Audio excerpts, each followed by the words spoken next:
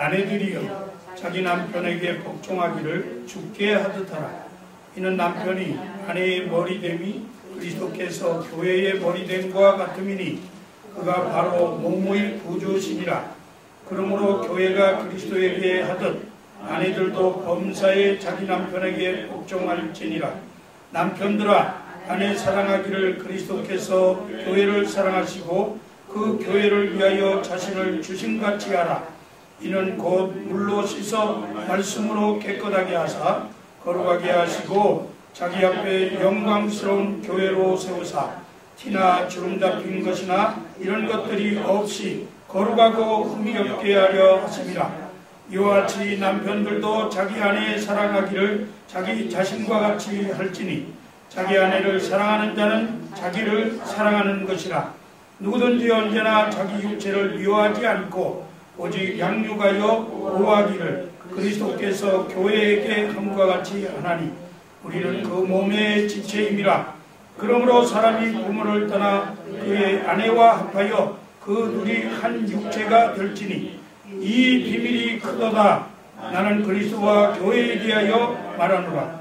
그러나 너희도 각각 자기 아내 사랑하기를 자신같이 하고 아내도 자기 남편을 존경하라. 아멘. 하나님의 말씀은 예수 그리스도는 모든 성도 개개인들의 신랑, 즉 남편이 되신다, 그렇게 말씀합니다. 그러므로 모든 그리스도인들은 성경적인 부부관계에 대해서 들어야 할 필요가 있습니다. 이미 부부로서 오랜 세월을 사신 분들이지만 자신들뿐만 아니라 자기 자녀들에게 성경적인 부부관계에 대해서 가르쳐야 하고 또 본인들 또한 자녀들의 가정에 대해서 존중하고 그들을 바른 가정으로 이끌 수 있도록 도움을 줘야 할 필요가 있다 하는 것입니다. 오늘 특별히 이 말씀은 그리스도와 교회의 관계에 대해서 말씀하면서 이것이 아내와 남편과의 관계와 같다. 이 비밀이 그래서 크다. 그렇게 말씀하고 있습니다. 결혼은 한 몸을 만드는 거룩한 예식이라고 말할 수 있죠. 남자와 여자, 다시 말해서 부부가 성관계를 통해서 육체적으로 또 정신적으로 영적으로 이렇게 한 몸을 만드는 그런 신비한 그런 예식이라고 말할 수가 있습니다. 그래서 창기와 몸을 합하면 그 사람은 그 창기와 한 몸을 만들었다고 보는 것이 성경이 말씀하고 있고 또 바울의 그 식견이다 이렇게 생각을 합니다. 남자든 여자든 창기와 몸을 합하면 결국 그 몸이 창기와 한 몸이 된 것과 같다 하는 뜻이죠. 고린도전서 6장 16절에 보니까 창기와 합하는 자는 저와 한 몸인 줄을 알지 못하느냐. 일러스되 둘이 한 육체가 된다 하셨나니 주와 합하는 자는 한 영이니라. 그렇게 말씀했습니다. 따라서 그리스도가 교회의 성도들을 신부로 예비하며 취할 때에 교회와 성도는 그리스도와 한 몸, 한 영이 된 줄로 믿습니다. 교회가 그리스도의 몸이 된 비밀이 바로 여기에 있는 것입니다. 여러분의 배우자도 여러분의 몸 자체입니다. 그러므로 아내를 자기 몸 사랑하듯이 모든 것을 바쳐서 사랑하는 것은 당연한 일이다 하는 것이죠. 아내 사랑하는 것, 남편 사랑하는 것, 그것이 바로 자기 자신을 사랑하는 것과 같다는 말씀입니다. 부부관계의 기초가 어디에서 비롯되어지느냐? 그 부부관계에 대한 그 기초, 또 교회의 기초, 그리고 가정의 기초를 한번 살펴보려고 하는데 에베소서 5장 22절에서 6장 4절까지의 말씀은 부부간의 관계, 그리고 부모와 자녀들과의 관계를 이렇게 설명해 놓고 있으면서 먼저 부부간의 관계를 먼저 말씀하고 있어요. 그것은 우선되어야 하는 것이 부부관계다 하는 것을 이야기해 주는 것이라고 생각합니다.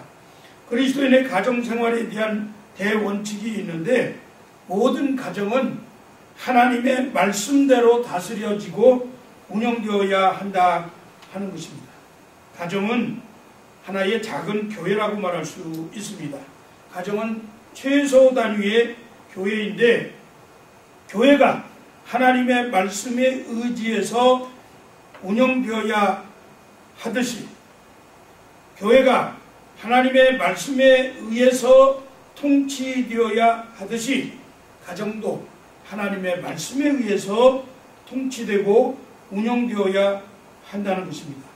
가정이 하나님의 말씀에 의해서 통치된다고 할 때는 한 가정의 최소 단위는 바로 부부인데 부부가 하나님의 말씀에 의해서 통치되어져야 한다. 이것이 가정의 근간을 이루는 핵심이라 이렇게 말할 수 있습니다. 사실은 가정이 부부관계가 있으면 가정이 이루어지죠. 그 가정에는 자녀들이 없어도 가정입니다. 그리고 부부 말고 그 부모님들이 그 가정이 없다 하더라도 부부가 있다고 하면 그것은 가정이죠. 에베소서 5장 22절 24절 우리 한번 다시 읽어볼까요?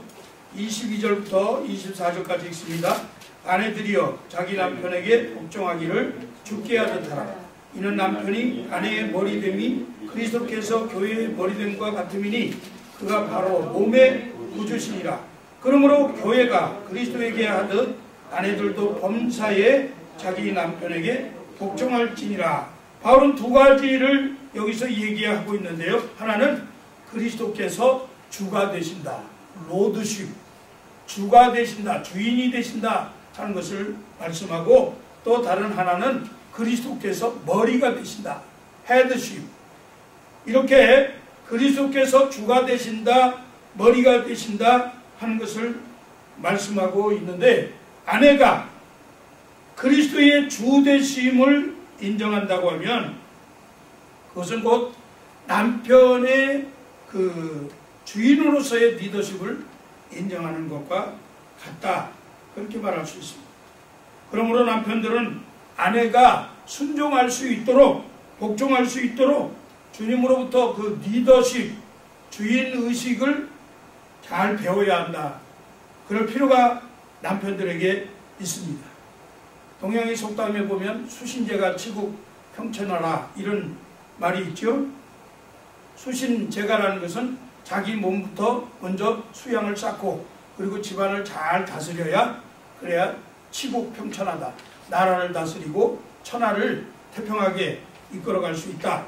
그런 말인데 바로 자기 자신이 하나님과의 관계를 바로 해야 가정을 제대로 통치할 수 있다는 거죠. 그리고 그 가정을 잘 이끌어갈 수 있는 것이 바로 리더십을 가진 남편이다 하는 거죠. 그래서 남편은 먼저 주님이 자기의 주인 되심을 따라서 그 리더십을 갖는 것이 아내가 자기를 순종하게 할 수 있는 그런 중요한 조건이 되는 것입니다. 사도 바울이 말씀하기를 너희는 내가 그리스도를 본받은 것 같이 너희도 나를 본받은 자 되라 그렇게 말씀했는데 이것이 부부관계에 있어서도 동일하게 적용된다는 거예요. 남편이 아내에게 본이 되지 아니하면 그 남편은 그 가정에서 리더십을 발휘할 수가 없죠. 남편 자체가 그리스도를 본받는 것처럼 자기가 먼저 본받는 삶을 살고 그렇게 해서 다른 아내나 자녀들에게 본을 보여주는 그런 자세가 필요하다 하는 것입니다. 아내는 남편에게 복종하라 이렇게 말씀했는데요. 복종이라고 하는 단어가 사실은 맹목적으로 굴종하라는 그런 뜻은 아니죠. 이 복종하라 하는 단어는 나는 주님을 섬깁니다 하는 그 믿음의 표현이라고 말할 수 있습니다. 남편의 지도력은 하나님께서 주셨기 때문에 남편을 섬긴다 그렇게 말할 때는 곧 그리스도를 섬기는 사람입니다. 이렇게 아내가 고백하는 것과 같다는 거죠.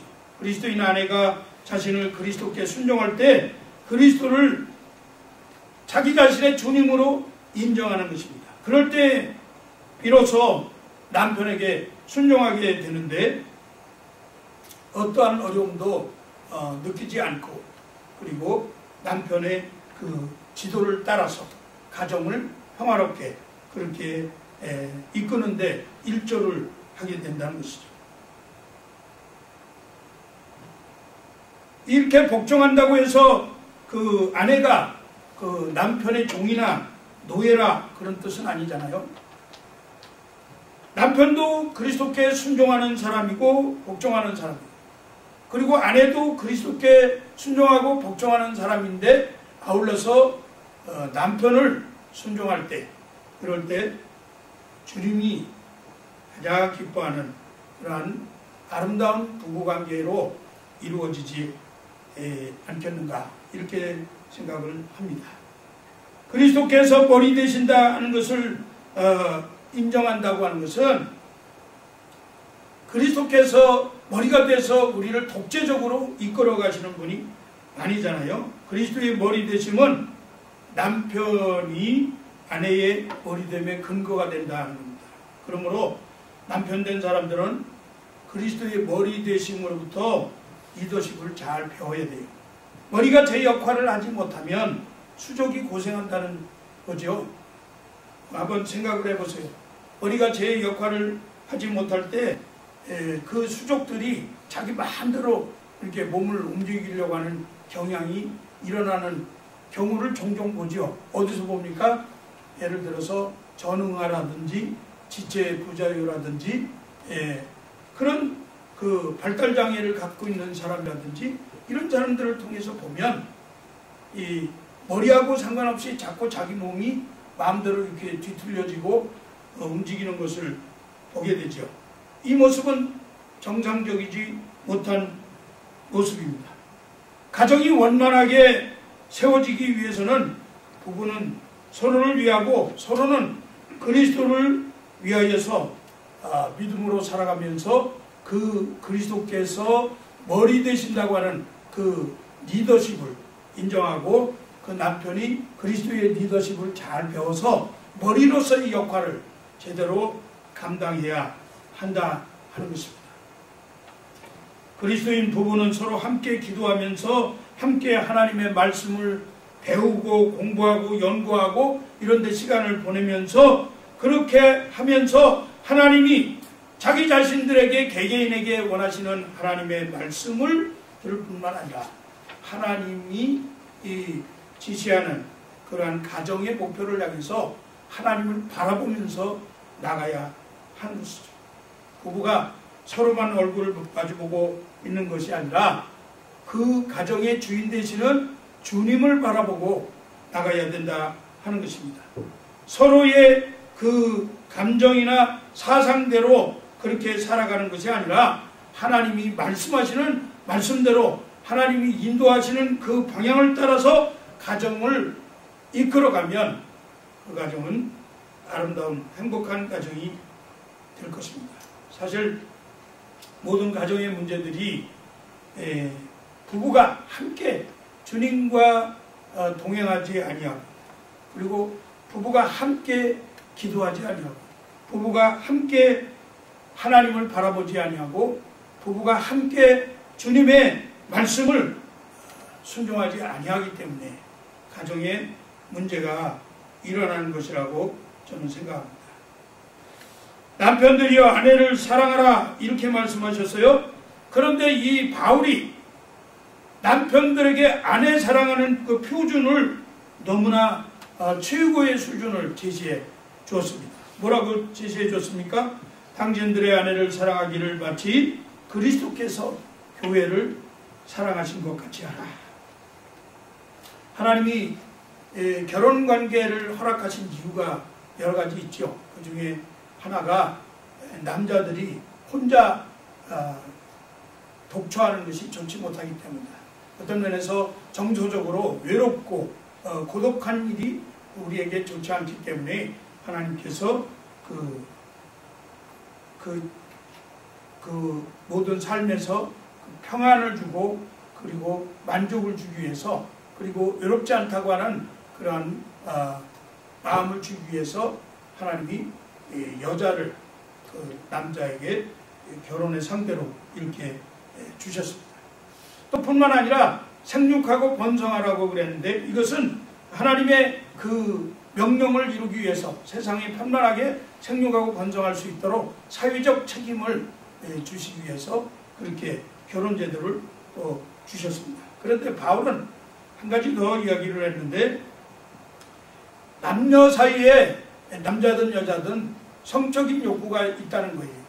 육체적인 욕구가 있기 때문에 그것이 필요해서 결혼 제도라고 하는 것을 주었다. 그렇게 또 이야기합니다. 고린도전서 7장 1절에서 5절에 보면 너희가 쓴 문제에 대하여 말하면 남자가 여자를 가까이 아니함이 좋으나 음행을 피하기 위하여 남자마다 자기 아내를 두고 여자마다 자기 남편을 두라. 남편은 그 아내에 대한 의무를 다하고 여기 의무라고 하는 것은 혼인할 때의 서약을 말하기도 하지만 또 어떤 성경에는 성적인 책임을 이야기하고 있는 거예요. 아내도 그 남편에게 그렇게 할지라.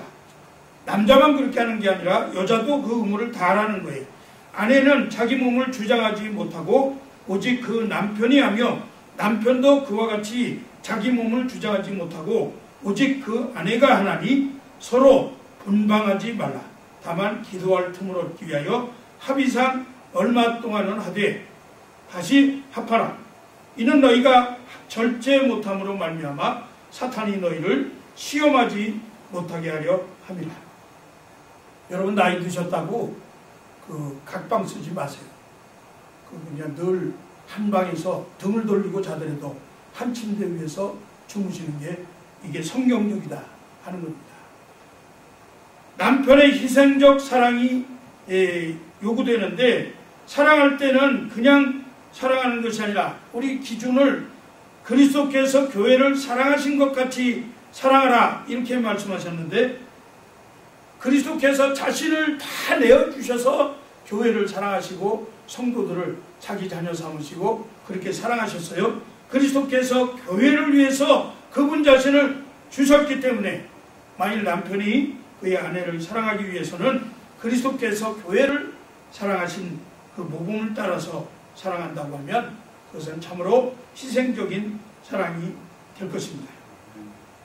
정말로 남편이 그 아내를 사랑한다면 그 자신을 자기 아내를 위해서 내줄 만큼 사랑해야 돼요.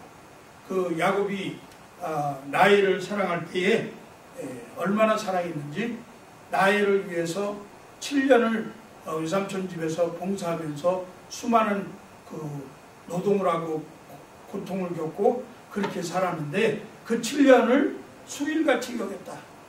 잠깐 지나간 것처럼 여길 정도로 자기 자신을 들여서 자기 자신을 다 내놓고 그 라헬을 사랑했기 때문에 그 사랑이 아름다운 사랑이다 하는 것입니다. 왜 그랬어요? 그 라헬을 얻기 위해서 그렇게 한 거잖아요. 자기 아내로 얻기 위해서. 남편들은 이렇게 사랑해야 합니다. 우리 여기 남편이 3분 계시는데 우리 여자분들에게 사랑한다고 한번 고백했으면 좋겠어요.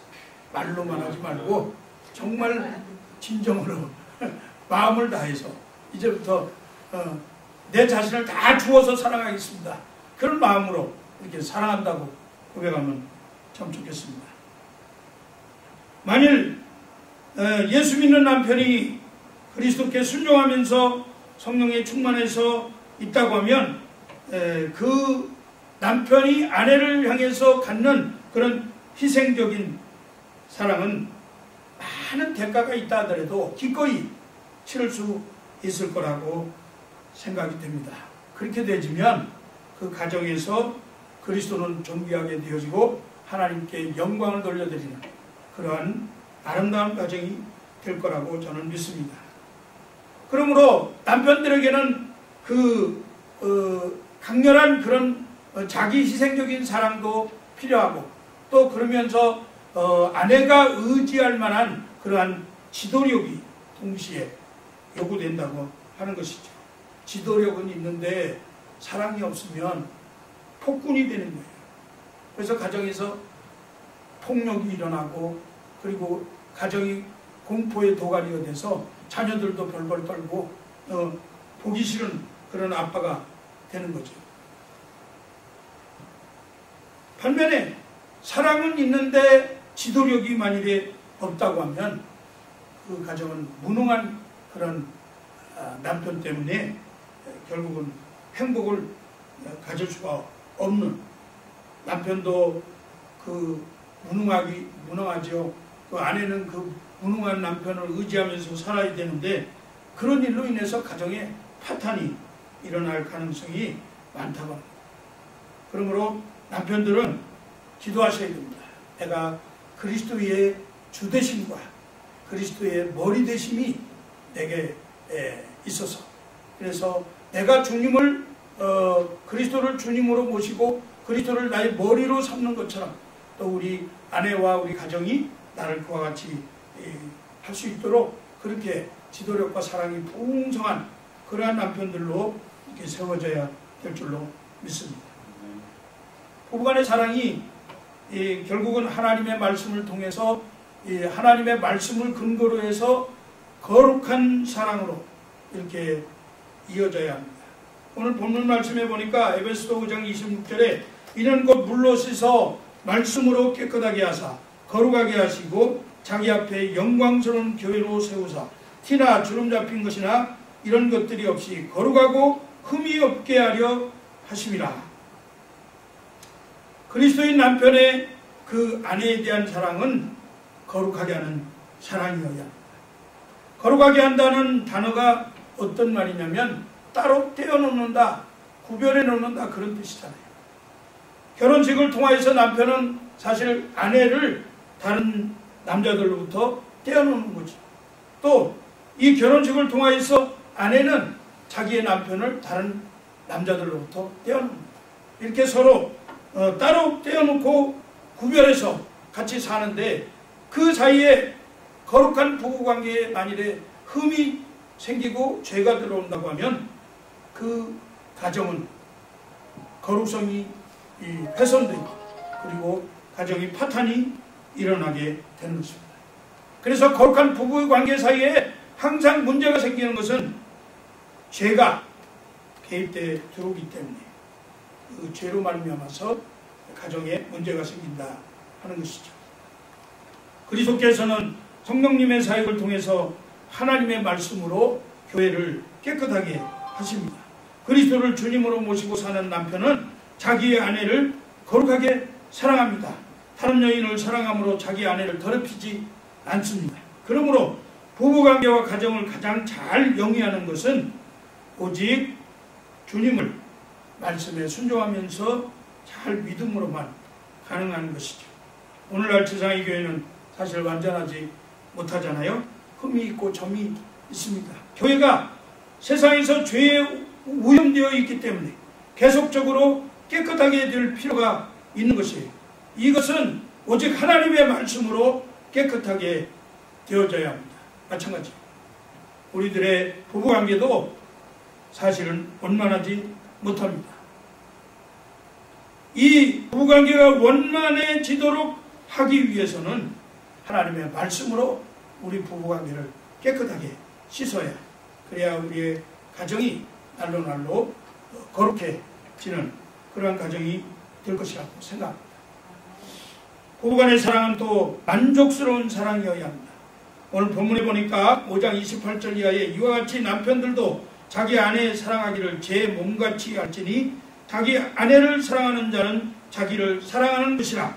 누구든지 언제든지 제 육체를 미워하지 않고 오직 양육하여 보호하기를 그리스도께서 교회를 보양함과 같이 하나니 우리는 그 몸의 지체이라. 이렇게 말씀하셨는데, 남편의 그 아내에 대한 사랑이 희생적이고 거룩하게 하는 것일 뿐만 아니라 또한 만족스러운 사랑이어야 한다 하는 것을 말씀하고 있는 겁니다. 결혼은 남편과 아내가 한 몸이 되는 것이라고 제가 말씀드렸어요. 각자에게 무엇을 하든지 간에 그것은 자신에게 하는 것과 같다, 그런 생각을 가져야 합니다. 이것이 부부가 다 함께 만족할 수 있는 길이에요. 나만 만족하고 내 아내는 어떤 생각을 하든 상관없다, 그렇게 생각해서는 안 됩니다. 그의 아내를 사랑하는 남편은 그 자신을 사랑하는 것이에요. 왜냐하면 그와 그의 아내가 한 몸이기 때문에 그렇습니다. 아내를 사랑하기 때문에 아내를 보양해야 된다, 그렇게 말씀했어요.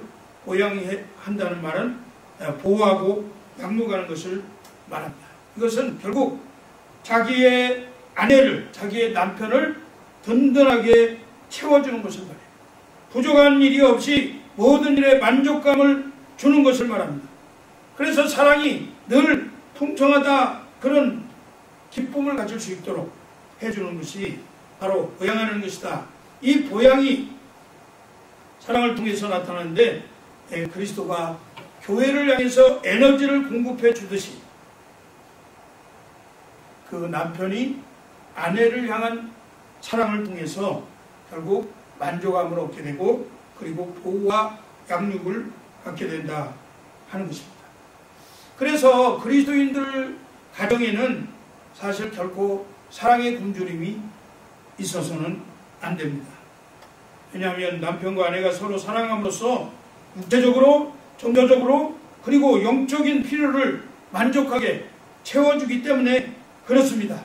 만일 부부가 다 그리스도께 순종하고 서로가 존중하고 그리고 그들의 허전함을 채워준다고 하면 아마 다른 곳을 찾아 헤매 다니지 않을 거라고 생각해요. 많은 사람들이 불륜이 일어나는 이유는 만일 그리스도인 가정에서 아내나 남편이 사랑을 찾아서 육체적 쾌락이든 물질이든 그리고 일 중독이든 또 도박이나 마약이든 명성이든 다른 어떤 것을 찾아서 그렇게 자기의 만족을 위해서, 허전함을 달래기 위해서 그렇게 헤매기 때문에 그런 일이 벌어지는 것이다, 그렇게 생각이 되어집니다. 부부가 다 하나님의 말씀으로 인도함을 받지 않고 자기의 그 생각과 사상과 그리고 자기의 어떤 기분에 따라서 그렇게 삶을 살아가기 때문에 그렇다는 거죠. 그래서 절제가 없어요. 에베소 5장 31절 32절에 이러므로 사람이 부모를 떠나 그 아내와 합하여 그들이 한 육체가 될지니 이 비밀이 크도다. 내가 그리스도와 교회에 대하여 말하노라. 바울은 창세기 2장 24절 말씀을 인용해서 지금 부부관계에 대한 설명을 하는 겁니다. 하나님이 첫 번째 가정을 이렇게 만드셨다, 그 이야기를 하면서 아담이 그의 아내를 취하기 위해서 어떻게 했어요? 아담이 잠든 사이에 하나님께서 그 몸의 일부인 갈비뼈를 빼가지고 그리고 아내를 만든 거죠. 이것을 아담의 입장에서 생각해 보면 아담이 자기 몸을 내준 거예요. 갈비뼈를 내주면서 자기 아내를 사랑하게 되었잖아요. 그런 것처럼 그리스도께서 그리스도의 신부가 되는 우리들을 위해서 십자가에서 자기 옆구리를 찔려 물과 피를 쏟으시면서 우리를 사랑하셨다. 이것이 사실 놀라운 비밀인 것입니다. 구원의 비밀이 바로 여기에 있는 거예요. 그래서 이 바울이 교회와 그리스도, 이것을 남편과 아내로 이렇게 비유하면서 설명을 하고 있습니다. 사랑하는 성도 여러분, 여러분들은 정말 그리스도의 신부로서 또 그리스도의 몸된 교회인, 그리스도의 사랑받는 교회로서 정말 주님께 순종하고 주의 말씀을 따라서 주님을 주되심, 그리고 머리되심, 그것을 인정하면서 그렇게 신앙생활을 감당해야 할 것입니다. 말씀을 맺고자 합니다. 행복한 가정을 이루기 위해서 사실은 성령의 충만함을 받아야 돼요. 에베소서 5장 18절 말씀에 술 취하지 말라 이는 방탕한 것이니 오직 성령으로 충만함을 받으라 이렇게 말씀했는데, 사실 오늘 본문의 시작이 바로 이 명령에서 출발한다고 보시면 됩니다. 기도하지 않고 성령 충만하지 않고 어떻게 내가 먼저 섬기고 내가 먼저 용서하고 내가 먼저 사랑한다고 말할 수 있겠습니까? 맨정신으로는 도저히 안 되는 일이에요. 예수에 미치고 성령에 취해야 그것이 가능하다 하는 것입니다. 성령 충만이 우리의 희망입니다. 성령 충만이 우리의 비전이 되어야 합니다. 성령 충만이 우리의 행복을 가져다주는 그러한 요건이 되어야 합니다. 그러므로 성령의 지배를 사모하시기 바랍니다. 성령이 다스리시는 그러한 가정을 이루고 성령이 다스리시는 부부관계를 만들어서 거룩한 가정을 세우시기를 바랍니다.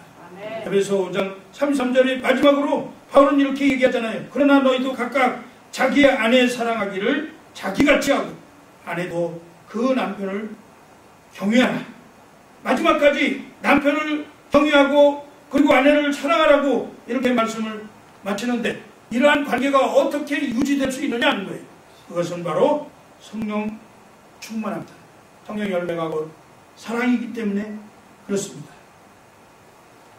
성공적인 부부관계를 위해서 우리 그리스도인들은 성령 충만하시길 주의 이름으로 다시 한번 부탁을 드립니다.